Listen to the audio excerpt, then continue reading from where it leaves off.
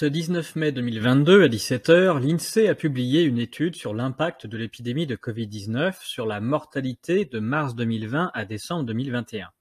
Pour mémoire, nous avions déjà répondu, point par point, au bilan démographique alarmiste publié le 19 janvier 2021. Plus d'un an après, l'INSEE persiste dans sa vision catastrophiste en choisissant les éléments de comparaison qui surestiment le plus la mortalité. Pire, l'Institut fait la promotion de communications gouvernementales qui n'ont rien à voir avec des analyses neutres. Il s'agit malheureusement, une fois de plus, d'une communication politique et pas d'une étude visant à mesurer objectivement ce que nous vivons depuis 2 ans. L'INSEE annonce, de mars 2020 à décembre 2021, les décès observés ont dépassé de 95 000 ceux attendus. On note que la vérité progresse pas à pas. Pour mémoire, le 16 avril 2021, les médias faisaient leur gros titre sur le 100 millième mort du Covid français. Nous avions répondu à ces estimations en vidéo. La mode était d'annoncer 100 000 morts en un an, alors que l'INSEE en annonce aujourd'hui 95 000 en presque 2 ans. C'est gênant, cela semble déjà un rythme 2 fois plus petit. Il faut toutefois éclaircir encore 2 points. Pourquoi commencer l'année en mars 2020 et quel impact a ce choix sur les résultats ? Et que sont ces fameux décès attendus qui auraient été dépassés de 95 000 en 2 ans ?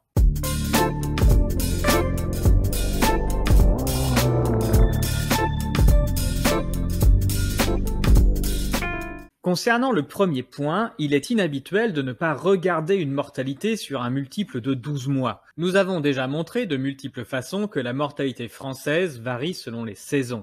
On peut retrouver les séries de données de décès français sur le site de l'INSEE. Les décès sont plus nombreux l'hiver que l'été. Nous avons d'ailleurs montré que cette mortalité est parfaitement corrélée à la température extérieure. Donc, lorsque l'on veut faire un calcul de surmortalité, il faut nécessairement le faire sur des périodes de 12 mois pour comparer ce qui est comparable. L'idéal est de couper l'année autour du mois de juin, au moment des creux de mortalité, car les hausses de mortalité hivernale peuvent être décalées selon les années. Utiliser l'année calendaire peut parfois laisser toute la période de surmortalité sur une seule année, ou parfois la couper en 2. Dans tous les cas, il n'est pas normal de faire une étude sur 22 mois au lieu de 24. L'INSEE nous donne d'ailleurs l'impact de sa décision dans son étude. Selon les calculs de l'INSEE, l'année 2020 a en fait commencé par une sous-mortalité de 8 900 personnes. Évidemment, les décès français sont en quasi-totalité le fait de personnes âgées. Lorsque 8 900 personnes décèdent en moins que l'attendu sur janvier-février, il ne s'agit pas de personnes qui sont devenues immortelles. Elles vont nécessairement décéder et se retrouver donc en plus un peu plus tard. Il faut donc bien inclure cette période dans l'étude pour être objectif sur la surmortalité totale. C'est à se demander si l'INSEE n'a pas tout fait pour tenter de s'approcher des 100 000 morts de façon à avoir un titre accrocheur.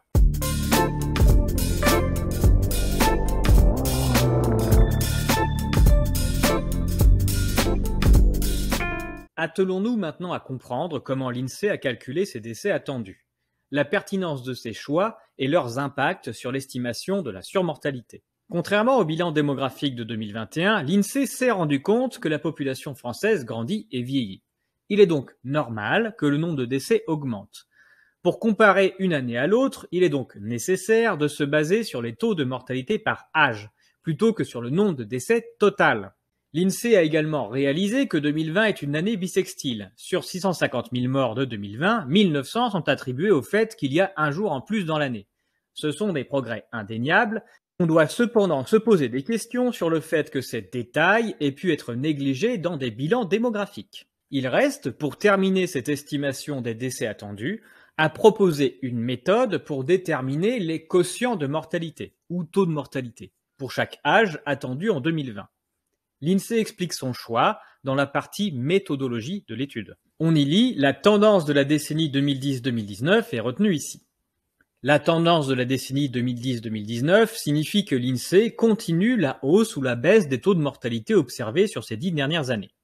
À l'occasion de la vidéo explicative sur l'espérance de vie, nous avions décomposé le calcul, incluant celui des taux de mortalité. Toutes les données et calculs sont toujours consultables en ligne. Vous y retrouverez tous les éléments que je vais expliquer ici. La supposition que fait l'INSEE entraîne directement le nombre de décès prévus illustrés en début de l'étude. La courbe bleue ici représente le nombre de décès observés chaque année en France et la courbe rouge le nombre de décès attendus par le modèle de l'INSEE. Tous les 2 à 3 ans, le nombre de décès augmente brutalement, notamment lors d'une forte hausse de décès l'hiver. Cet événement est appelé moisson et l'INSEE y fait bien référence dans son étude. Arrivé en 2020, cela fait déjà 4 ans qu'aucune année moisson n'est survenue en France. Pourtant, avec une population de plus en plus vieillissante, ce type d'événement a de plus en plus d'impact. Il ne semble donc pas voué à disparaître, mais au contraire à s'accentuer. Les enfants sont capables de reproduire des algorithmes de couleurs dès la maternelle. Ici, n'importe quel lecteur devrait s'attendre à ce qu'une forte augmentation de la mortalité apparaisse prochainement, et non pas que la mortalité stagne indéfiniment. Il n'est donc pas raisonnable que le modèle proposé par l'INSEE reste plat, sans que l'on se pose plus de questions que cela. J'appelle cela ne pas lever le nez de sa copie. Cela arrive fréquemment lorsque la personne qui construit un modèle ne se pose pas la question de savoir si ce dernier a réellement du sens. Ici, le simple bon sens devrait alerter tout statisticien sur la pertinence de la courbe rouge des décès attendus. Surtout que, s'il n'y a pas eu de hausse de mortalité depuis longtemps, les morts en moins ne sont pas des personnes qui vivront éternellement. Il s'agit d'un report de décès qui finira par se voir sur une hausse de mortalité future, par exemple en 2020. Pour comprendre la méthode de continuité de tendance des taux de mortalité utilisés par l'INSEE, prenons par exemple les taux de mortalité des personnes de 80 ans. Ces taux de mortalité sont stables depuis quelques années.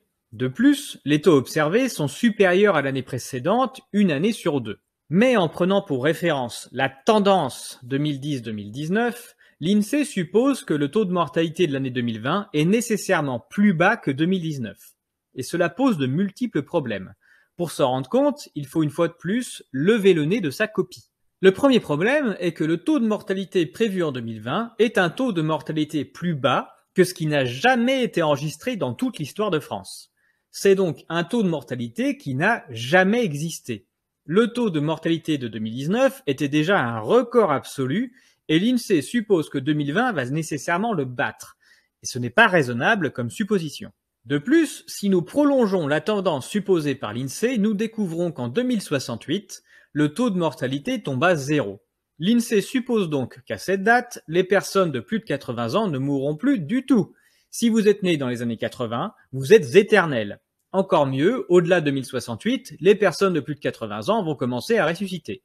La seule conclusion qui s'impose est que cette tendance à la baisse va nécessairement s'arrêter. Il est tout à fait possible que le minimum ait été atteint en 2019, qui est une année record de sous-mortalité partout en Europe. Encore une fois, avoir très peu de morts une année, ce n'est qu'un report sur les années suivantes. Ajoutons que l'INSEE ne prévoit qu'un seul scénario. C'est extrêmement inhabituel. Lorsqu'on utilise des modèles, la moindre des choses est de prévoir un intervalle de confiance. Toute surmortalité ou sous-mortalité ne peut s'envisager que sur ce qui est en dehors de cet intervalle. Le choix de l'INSEE est donc de n'envisager qu'un seul scénario, celui de taux de mortalité plus bas que ce qui n'a jamais été observé et dont on sait pertinemment qu'ils ne pourront pas baisser indéfiniment. Ce n'est pas raisonnable.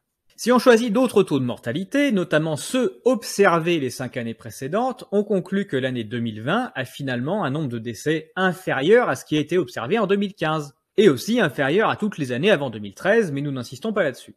Pour mémoire, 2015 est la dernière année de mortalité importante avec un hiver qui a fait déborder les services d'urgence français. La mortalité 2020 est au-dessus des 4 années qui ont suivi.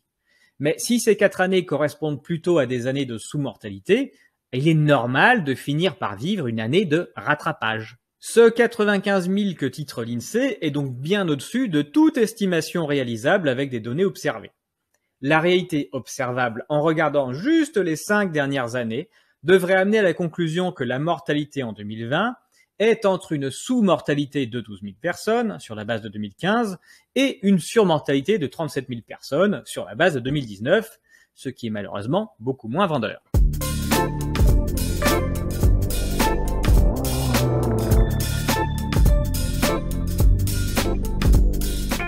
Nous venons de voir que l'INSEE a tout fait pour construire un modèle qui surestime fortement la mortalité 2020. Les raisons de ce choix s'éclairent dans la deuxième partie de l'étude. De façon très inhabituelle, une très grosse partie de l'étude consiste à citer des résultats d'analyse pro-gouvernementale sur lesquels l'INSEE n'a aucune prise, ni sur les méthodes, ni sur la qualité des données en entrée. Tout cet exercice semble alors être motivé par des intentions politiques et pas pour éclairer le débat public. Ainsi, la deuxième partie de l'article compare la surmortalité précédemment calculée au nombre de décès Covid-19 diffusés par Santé publique France. Nous en avons déjà parlé, cet organisme travaille sous la tutelle du ministère de la Santé. Tout comme l'adresse, il n'est pas possible d'attendre de sa part autre chose qu'une validation des décisions du ministre. L'INSEE présente alors une illustration de la manière dont elle comprend la mortalité de 2020. Ainsi, sans avoir aucune donnée interne pour valider le fait qu'il existe une mortalité propre à la Covid-19, l'Institut en fait un présupposé. L'INSEE ne peut pas savoir si des personnes sont décédées du virus, et encore moins combien, sur la base de ses propres données. La seule donnée publique vérifiable par chaque citoyen est que depuis le début de l'année 2020, des mesures extrêmement contraignantes ont été mises en place par le gouvernement.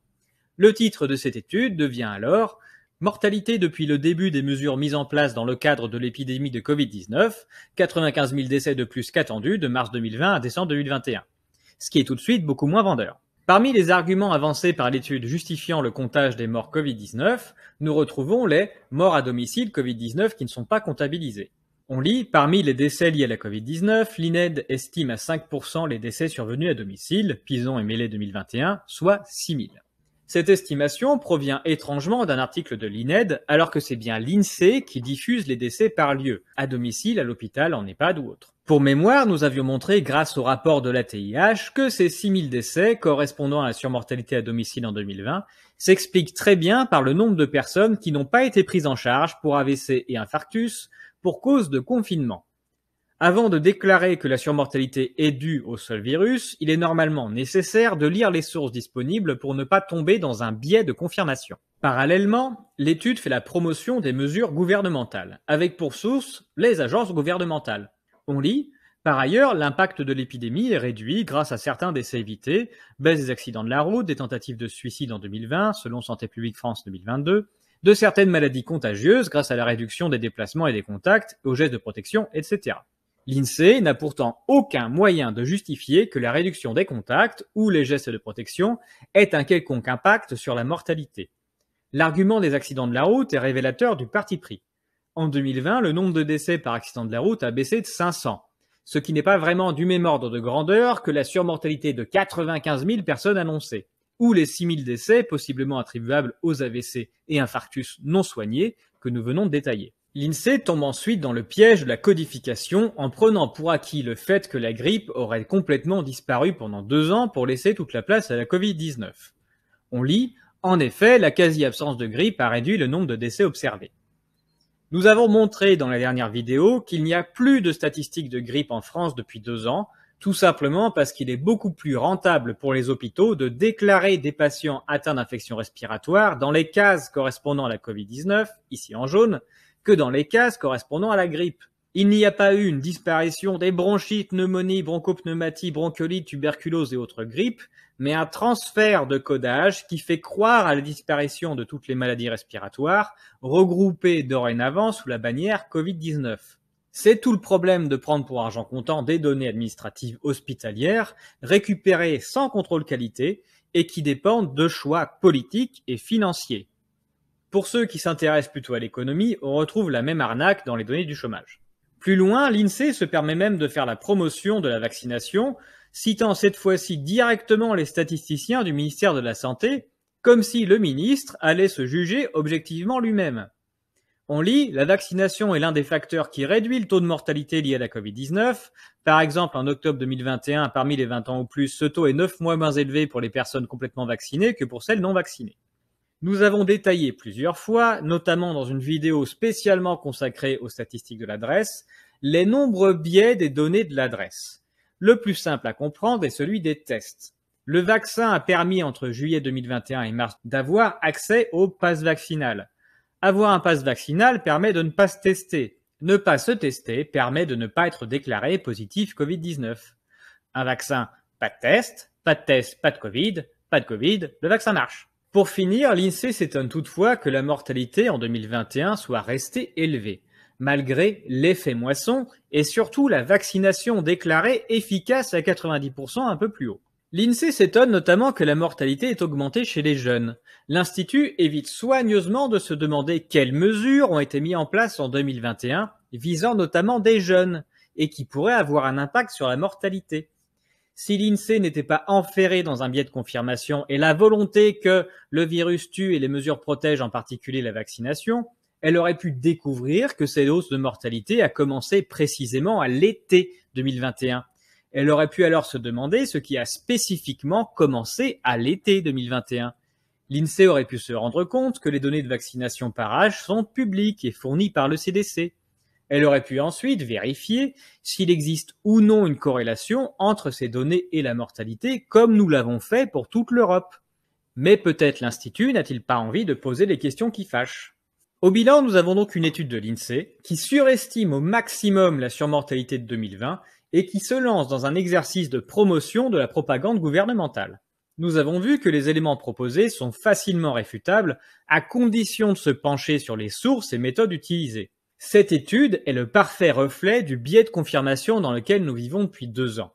Plutôt que de remettre tout en question pour comprendre ce que nous vivons, certains préfèrent la facilité d'admettre tout ce qui est écrit par le gouvernement. Il va sans dire qu'aujourd'hui, c'est encore la meilleure façon de garder sa place au soleil.